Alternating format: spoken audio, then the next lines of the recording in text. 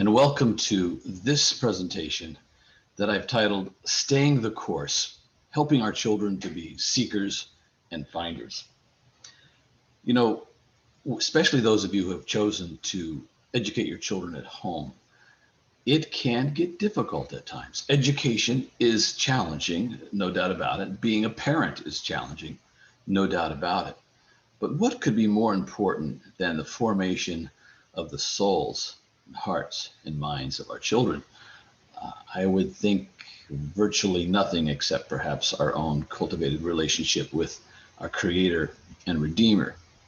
So this is the primary thing, raising up our sons and daughters.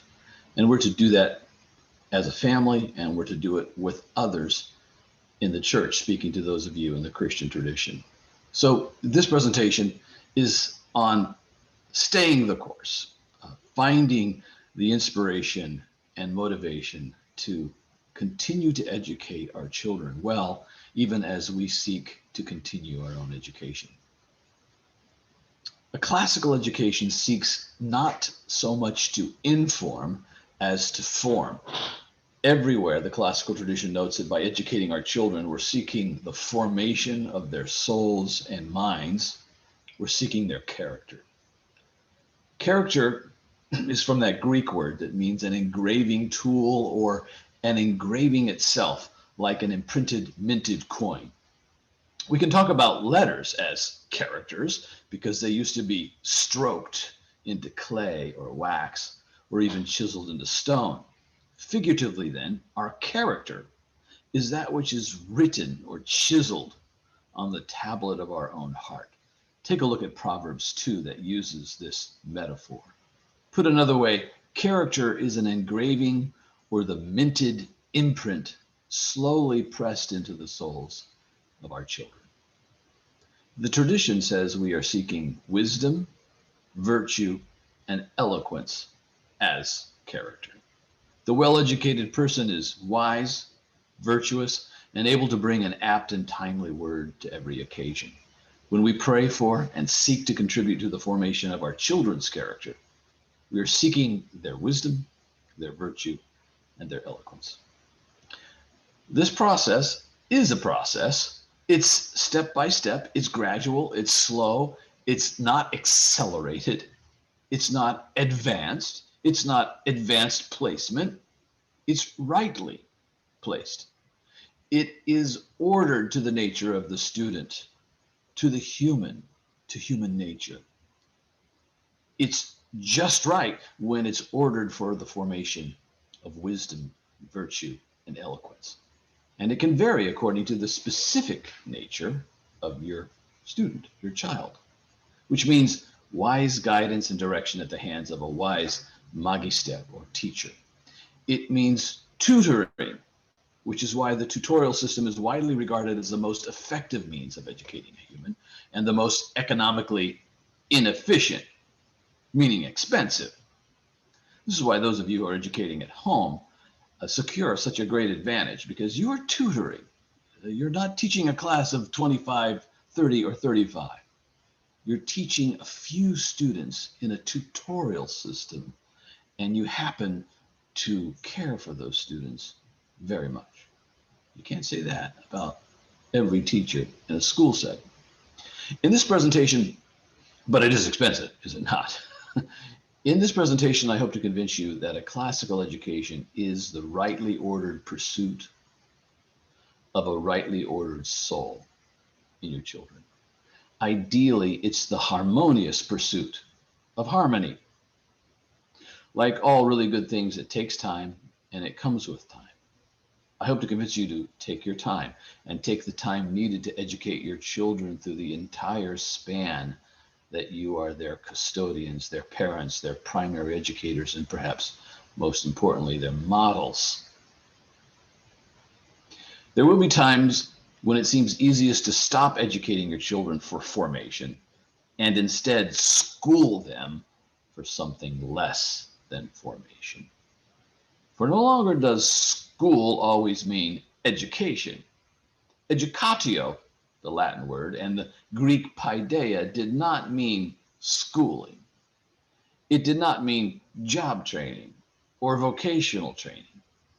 These words indicate the formation of soul, of character. Educatio, the Latin noun, is from the verb educere or educere, which means to lead out or to unfold. We're drawing out and forming a young soul through educatio. And paideia, related to the Greek word pais, paidos, which means child. Think of the word pediatrician, a physician who treats children. Pais, paidos, paideia. Paideia means the full 360-degree education of the child involving the family, the teacher, and the entire polis or town. And then the Latin word eruditio, think of our word erudition or erudite. Eruditio means the deliverance from coarseness, crudeness, and a state of rudeness, of undevelopment. The erudite person, therefore, was delivered from coarseness, rawness, rudeness. Erudeo. It means to be delivered from rudeness. This person was fully formed.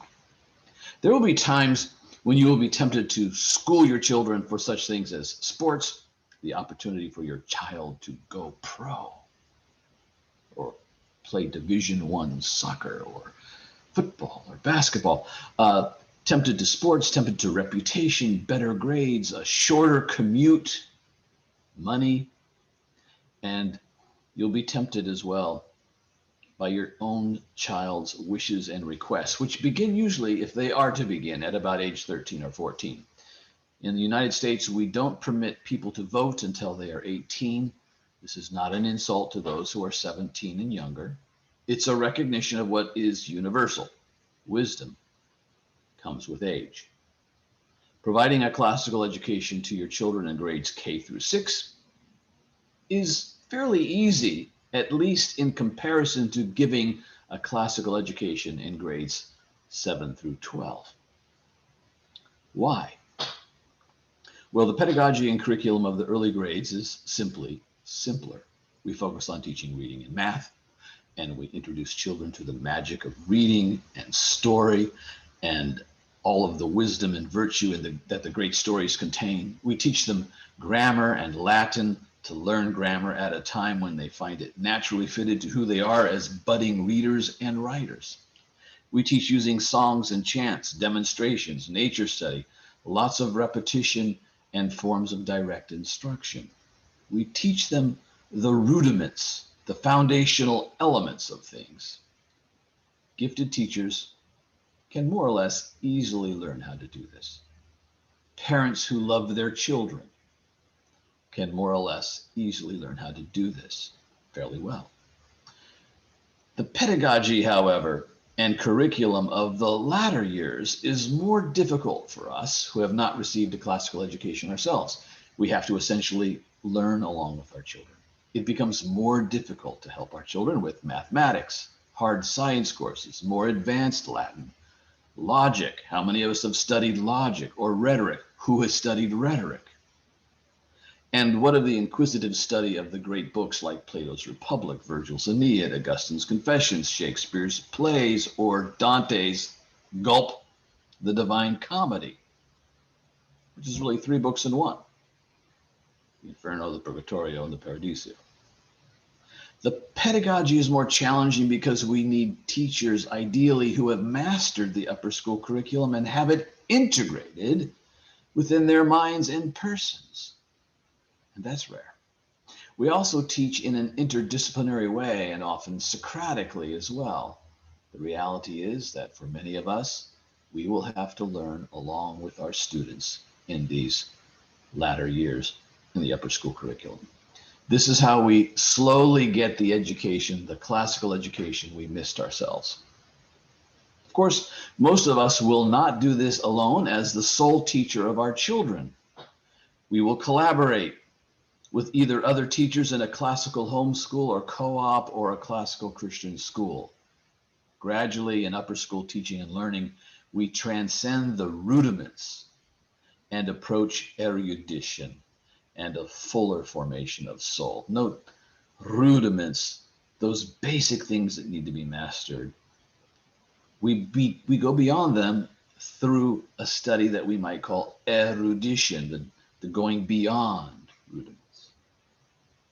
The only way most of us will have the power to stay the course through graduation will be if we travel in a community with other kindred spirits. It's hard to do alone. Don't try this at home and alone. Many parents quit, however, in the upper school years and often at the first sign of complaints and dissatisfaction by their children.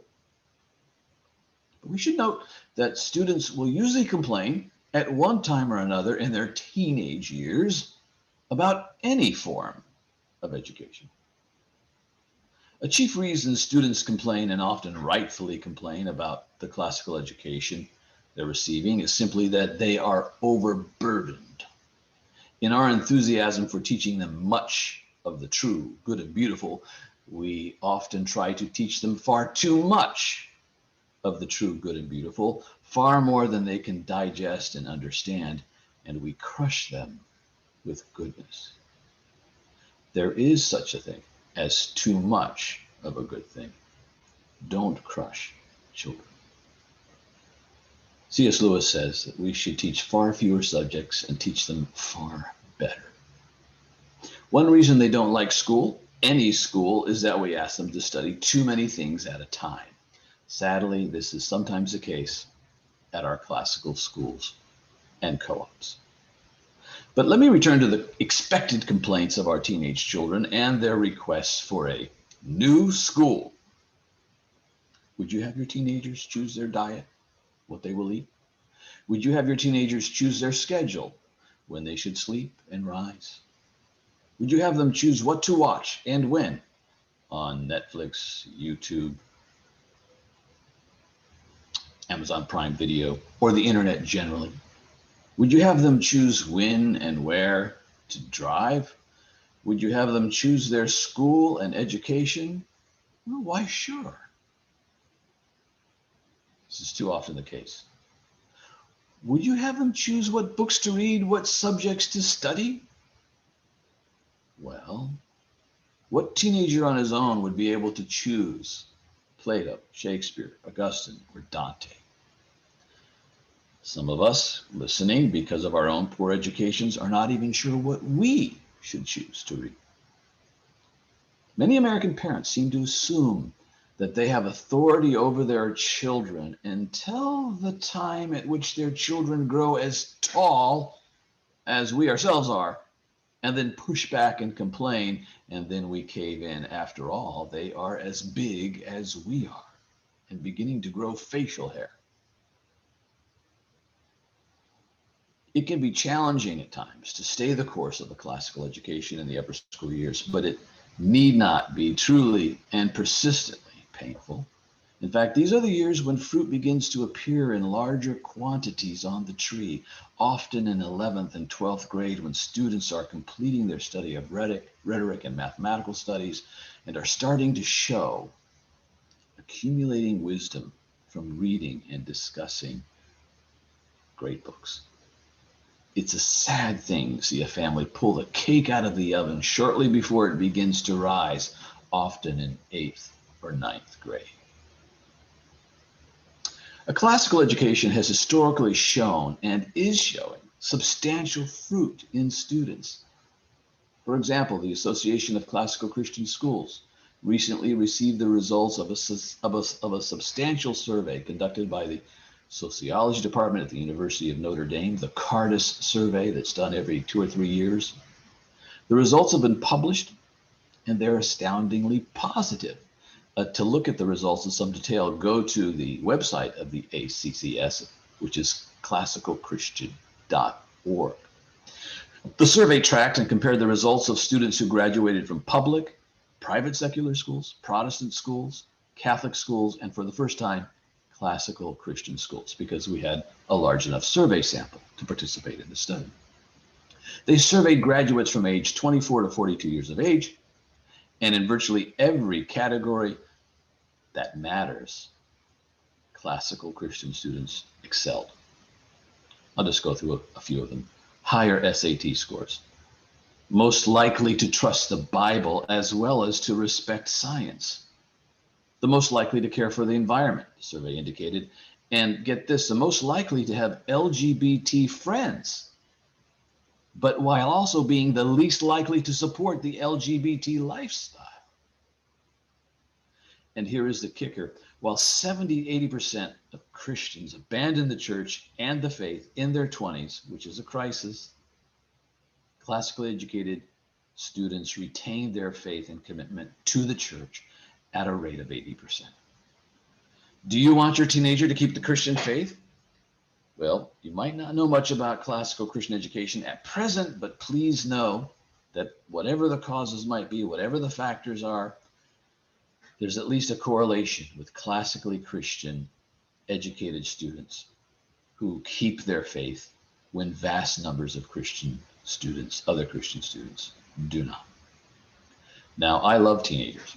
I love teaching them. I love knowing them. I love befriending them. But the world ought not to be run by teenagers, as inspiring as they are. There is an old Star Trek episode called The Grups, which is short for grown-ups, in which Kirk and Spock visit a planet in which everyone over the age of 18 has mysteriously died of disease. Everyone on the planet is 18 years of age or younger. The planet was entirely run excuse me, by teenagers who ruled over the children. There were no grown-ups, grups, no grups in the world. Does it sound a bit like today? It did not go well for Kirk and Spock. Teenagers can inspire and lead us in various ways, and their opinions should be considered, but they are not yet mature. They're still growing. They're not yet grown-ups, though they might start to look like them. And their capricious and changing wishes and desires should not determine their education. Not that their desires shouldn't be considered, and that we shouldn't in various ways adapt to the budding desires that we do see in our students, but they shouldn't choose their own curriculum. Now, of all these things I've mentioned, sports, reputation, better grades, a shorter commute, money, and your children's wishes, of all these things, they're legitimate concerns. They must be wisely judged. I don't mean to just dismiss them all as not important at all, but they're just not the most important thing. There's nothing at all wrong with a student or a parent wanting a child to have opportunity to play soccer well, or even at the highest level if he's capable. There's nothing wrong with wanting your child to receive good grades, or for you to shorten your commute by choosing a nearby school, or to save money and manage your budget, perhaps by choosing a public school. Be careful. Nor is it wrong for your children to express their wishes, desires, and opinions about their own education. But are you convinced that an education is formation in virtue and of the highest value? If so, how do these other concerns compare with this highest concern? Can they truly be harmonized? I think they are the relation of the secondary things to the primary things, to what has been called the first things. For a harmonized, ordered life, we must keep first things first. C.S. Lewis put it this way: when we put the secondary things first, we not only lose the first things, but we lose the second things as well. Things become disordered. Our loves, our goals, our activities become disordered. In Proverbs 2, we find a tutor speaking to a student, a tutor of the best kind, a parent. And in Proverbs 2, a father addresses his son. The advice he gives is the high-level advice we all need in order to understand the overarching aim and goal of education, which is, in Proverbs 2, wisdom. Wisdom is that supreme virtue that we no longer understand or can even define. Wisdom is the great goal of a classical, liberal, liberating education. But what is it? If I were to ask you to please give us a brief definition of wisdom, could you do it? Wisdom is the seeking after and coming to know the divine mind and the way all things are ordered by the divine mind. Christ is the big W wisdom to which all small w wisdom leads. Here's how Hugh of St. Victor, medieval theologian and educator from Paris, put it. Wisdom is the living mind, primordial mind, the first order and pattern of all things. Boy, even that word order, it comes from Indo-European roots, which means to begin, to weave, to order things. It's a patterning of things. Um, it's and from the Middle English, weisen means to advise and direct and to show the way and guide.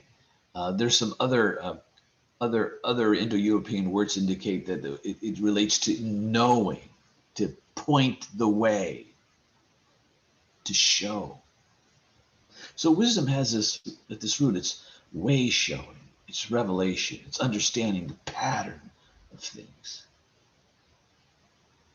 As we return to big W wisdom, the source of the river, the fountainhead, we begin to understand God, ourselves, and creation. We begin to hear the celestial harmonies and what was often called the music of the spheres. This is how John Henry Newman put it in the mid-1800s when he describes the results of a liberal or classical education. He speaks this way. That perfection of the intellect, and by perfection he means full maturation, that perfection of the intellect which is the result of education and its beau or beautiful ideal, to be imparted in their respective measures, is the clear, calm, accurate vision and comprehension of all things. That's wisdom. As far as the fine mind can embrace them, each in its place and with its own characteristics upon it. He goes a little bit further. Speaking of this education, he says, it is almost prophetic from its knowledge of history. It's almost heart-searching from its knowledge of human nature. It has almost supernatural charity from its freedom from littleness and prejudice. It has almost the repose of faith because nothing can startle it.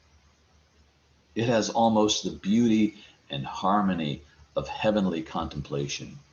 So intimate is it with the eternal order of things and the music of the spheres. So here is a great writer who knows classical education so well, describing what a classical education brings as fruit. And it brings wisdom. It brings this intimate understanding of the eternal order of things. It brings harmony. Well, he is essentially saying wisdom. I have said that we cannot allow our children or teenagers to be the final arbiters of their education, and yet in Proverbs 2, we see that children and their yearnings is crucial to education. If students are not filled with what the Romans called studium, yes, it's the root of our word study, but studium means zeal and affection for truth, goodness, and beauty, then they're not truly students at all. To be a student is to be filled with studium, a zeal, affection, to know. The passage in Proverbs 2 makes it clear that students must themselves seek and find. We cannot seek and find for them. They must seek and see with their own eyes. We wish them, we pray for them to become seekers and finders, but we cannot do this work for them. Here's what we read in Proverbs 2. My son, if you receive my words and treasure up my commandments within you, making your ear attentive to wisdom and inclining your heart to understanding. Yes, if you call out for insight and raise your voice for understanding, if you seek it like silver and search for it as hidden treasures, then you will understand the fear of the Lord and find the knowledge of God. For the Lord gives wisdom. From his mouth come knowledge and understanding. Yes, we pray for our children to become wise, but do we call on them to call on God with their own prayers? Note the if-then construction of this passage as a hypothetical syllogism. If you call out for insight, if you raise your voice for understanding, if you seek it as like silver and search for its hidden treasure, then you will understand and find. This is worth meditating upon. It is not enough that we pray for our children. They must pray for themselves. If they won't seek, they won't find. So students ought not to choose the path of wisdom, their education, but they very much should cry out for it and seek it with all of their little hearts. So here is a profound educational insight, in my opinion. The insight is that students must seek insight.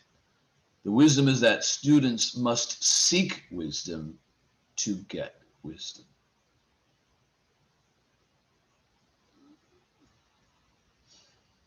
In the classical tradition, there are two main categories of mind, and thus two ways we grow and are formed in wisdom. The medievals regarded our mind to consist of ratio and intellectus, and ratio related to reason and rationality, etc. Ratio is the discursive, running part of our mind that collects, categorizes, and reasons logically. It's akin to scientific thinking. It's related to our word rational and rationality, or our word reason. Intellectus is another part of our mind that gazes, contemplates, and thinks deeply. The Latin word intellectus did not mean high IQ, brainy, or above average intelligence. It's not as connected to our word intellectual as you might think. It referred to the capacity that every human has to penetrate and understand reality by contemplation, by deep thinking. Contemplation comes from the Latin word contemplare, which means to gather in the temple, that place where in the Roman pagan context, the will of the gods was discerned. We see the word used in a similar way in the biblical tradition as in Psalm 27, where David writes, "One thing I have desired of the Lord, to dwell in the temple of the Lord, to gaze upon the beauty of the Lord all the days of my life." Therefore, the intellectual life in the classical tradition may not be what you were thinking it was. The intellectual life is the life of seeing, gazing, and slowly coming to know the deep reality of things by a receptive, attentive engagement or contemplation. What has happened to contemplative learning or the contemplative life generally in our culture?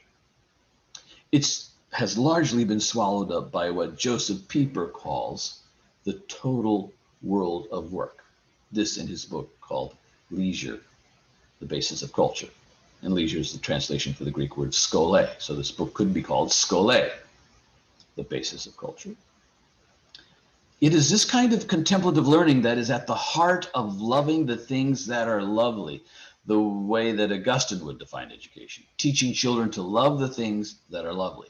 Children who learn to love the lovely, to order their loves wisely, they tend to love such an education, such a school, and are not, that does this, and are not very likely to complain and itch for something else. In other words, if we order our education to our students' innate, inborn desire to love the lovely, to be eager to know the true and the good and the beautiful, these students won't be as likely to complain because it's a rightly ordered, harmonious education. Trouble is, we often take classical education and make it conform to progressive practices and modes of education. And thus we are, as it were, going in two different directions at the same time. The intellectual life can be compared to what we see of Mary, the sister of Martha in Luke 10. I think you know the story. Jesus is visiting the home of Mary and Martha, who are sisters of Lazarus. Martha is busy working in the kitchen, preparing or cleaning up after a meal. Mary is sitting with Jesus, wrapped in conversation. Martha approaches not Mary, but Jesus, and says to him, "Tell my sister to help me." And Christ responds, "Martha, Martha, you are busy about many things. Only one thing is necessary. Mary has chosen what is best, and it won't be taken from her." Well, there's much here about the nature of education, the lordship of Christ in education, about harmony or balance in education, about staying the course in education.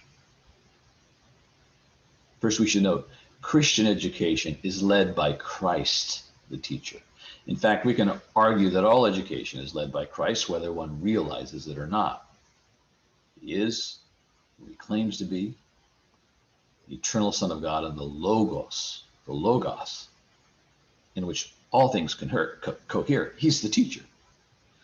He's wisdom. To learn anything that is true or good is already to be in contact with him who is the source of all that is true, good, and beautiful. That's another topic. We won't explore it now. Profoundly important topic. Jesus makes it clear that one thing is necessary. Thus, there is a hierarchy in education. Some things are more important than others. Some things are absolutely necessary. Some things are good and desirable, but not necessary. So let me return to your educational choices. Playing on a high-level soccer team is good. It is not necessary. Saving some money is good, but not the highest good when it comes to the formation of your child's soul and character. What is the best thing that is necessary? Hearing from Christ, conversing with Christ, and that leads us to his lordship, the lordship of Christ. Christ is sitting with Mary in conversation. The gospel passage describes Mary as sitting at Jesus' feet, listening to his teaching. He leads, he speaks with authority. He is the rabbi, he is the teacher.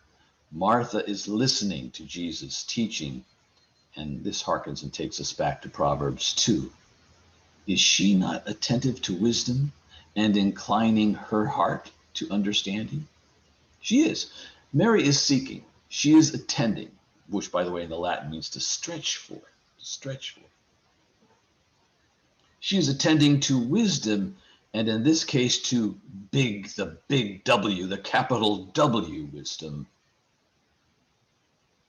Proverbs 2 also goes on to read, "Then you will understand righteousness and justice and equity, every good path, for wisdom will come into your heart, and knowledge will be pleasant to your soul."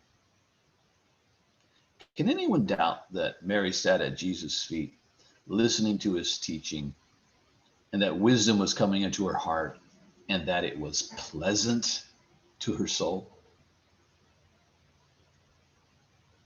Perhaps it was this very thing that irritated Martha. There's Mary, gazing, contemplating, maybe smiling, filling up with pleasant wisdom while she took care of all the dinner duties. And of course, yes, we have duties, even many duties in education, lesson plans, preparation, assessment, correcting papers, and so forth. But is everything directed by Christ the teacher such that we find ample time to sit at his feet?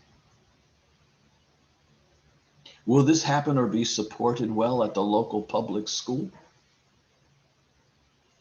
This passage also reminds us that education must be harmonized. It should be a harmony of active and contemplative learning. In the classical Christian tradition, both Martha and Mary are regarded as saints.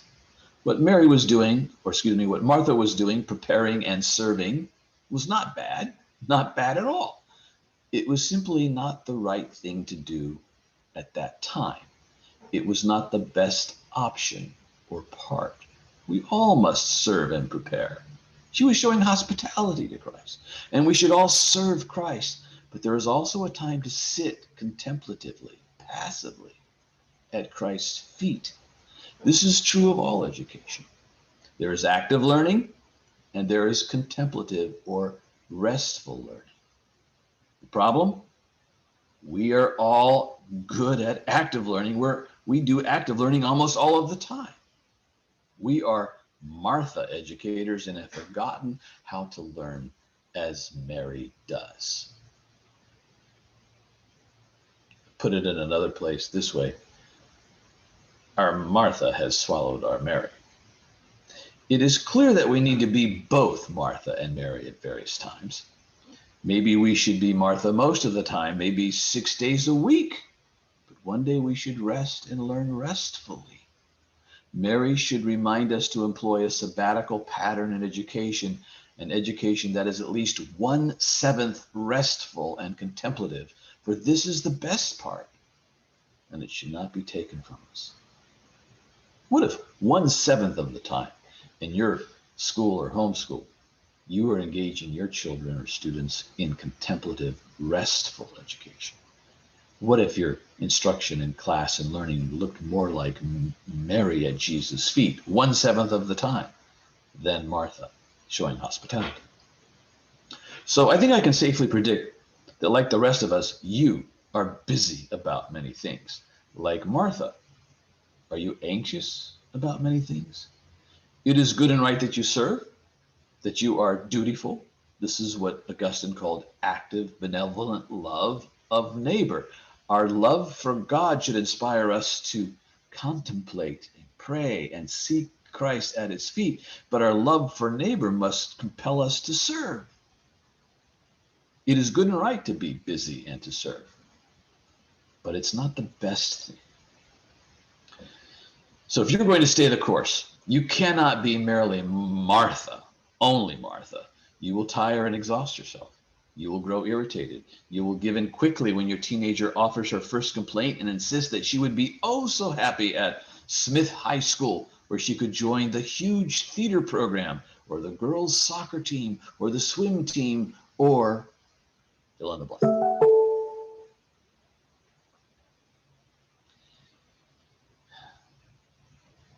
If you live only as Martha, you will not enjoy and be revivified by those refreshing times at Jesus' feet. To stay the course, you too must restfully learn, read, contemplate, and enjoy conversation with others. You may need a mom's group that meets once a month to discuss a great book in a lovely setting. You will need some skole, the Greek word that means undistracted time, to study the things most worthwhile, usually with good friends, usually in a lovely place, and usually with a good drink. And yes, ironically, that Greek word skole is the root word for our English word school. There's not a lot of skole anymore in our schools. So may I ask you, where is your Mary? Where is your inner Mary? She left the dishes to listen to Christ the teacher. She set aside the time to converse and contemplate. David too, King David too, made time. Now David was a busy executive, a king. He knew that he could not possibly dwell in the temple of the Lord all the days of the life, but he wanted to. It is David who wrote most of the Psalms that we have in the book of Psalms. Can you imagine the president of your country writing poetry, psalms, or prayers? King David did. Can you?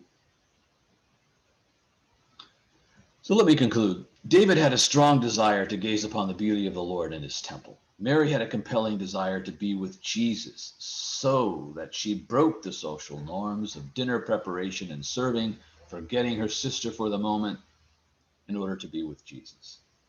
Imagine, a server at a restaurant becoming so engrossed with the conversation at your table that she pulls up a chair, joins your discussion, and forgets about bringing you your coffee and dessert. The 20th century writer Simone Weil, spelled W-E-I-L, noted that all real study must be led by desire. The word desire, I usually can't resist Latin etymology, comes from de and ceteris, and essentially means that which is born of the stars, because Ceteris means a constellation of stars. Desire, therefore, is of the stars. Therefore, it's a version of twinkle, twinkle, little star, how I wonder what you are. Here's how Simone Weil puts it.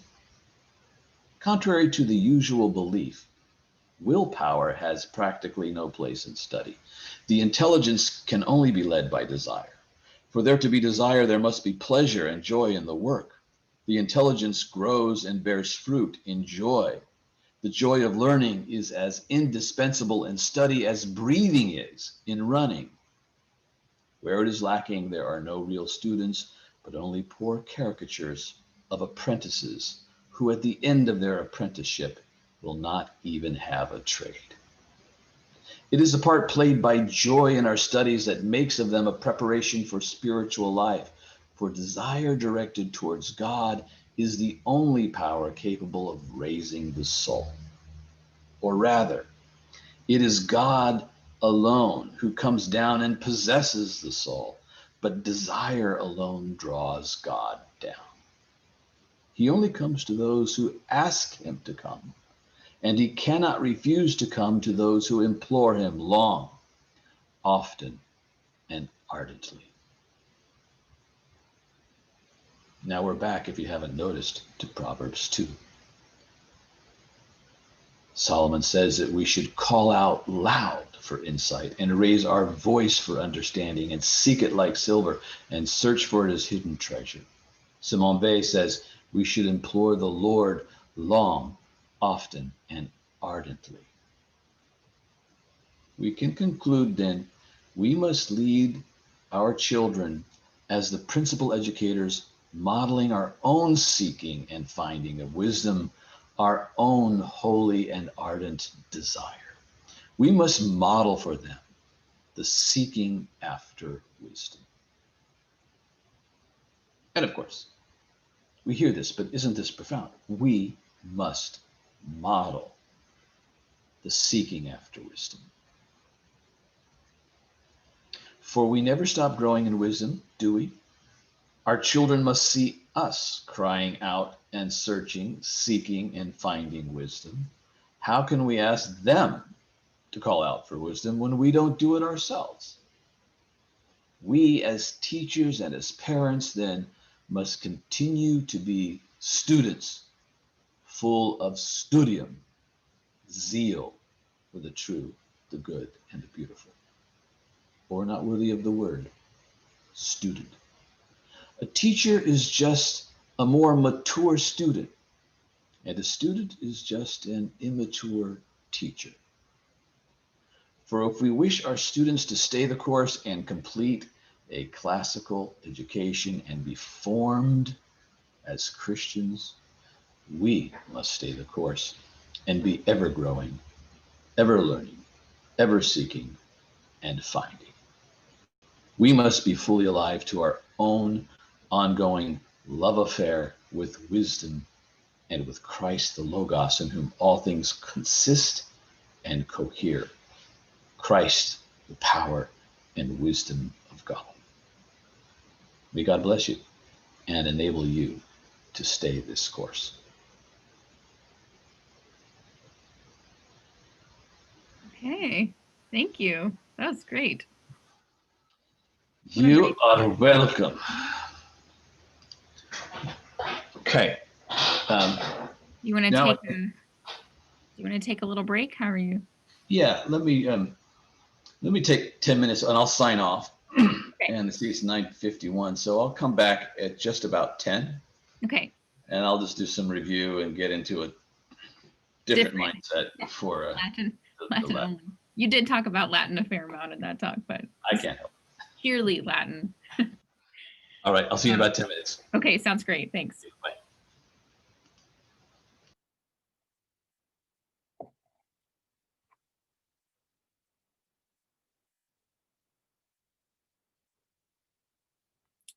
I need to get